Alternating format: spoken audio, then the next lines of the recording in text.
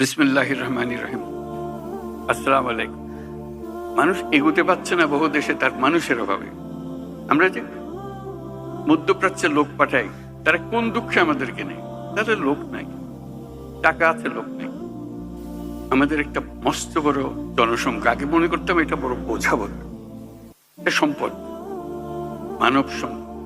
প্রযুক্তি আসার ফলে কোনো মানুষই আর কোনো বোঝা নয়। প্রতিটি মানুষই হলো এখন সম্পদ, উদ্ভাবনের সম্পদ, এন্টারপ্রেনিয়ারশিপের সম্পদ, নতুন আবিষ্কারের সম্পদ। আমরা সেই সম্পদের সম্পদশালী। আমরা পৃথিবীর 8ম জনসংখ্যার দেশ। কাজে সোজা কথা না, ডলারের জায়গা না, একদম উপরের জায়গা। মানুষ এগোতে পারছে না বহু দেশে তার মানুষের অভাবে।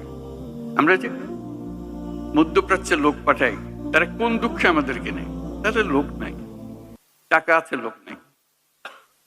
সেই জন্য আমাদেরকে ডাকে। পৃথিবীর সব লোক বসে আছে কখন আমাদের থেকে লোক পাবে। আমি প্রায় বলেছি, চীন যেভাবে অগ্রসর হচ্ছে, চীন হলো সবচেয়ে বেশি সর্বোচ্চ সংখ্যক জনসংখ্যার দেশ। যেভাবে অগ্রসর হচ্ছে, কিছুদিন পরে বোধহয় আমাদের কাছ থেকে লোক চাইবে, তার এত টান করবে তখন।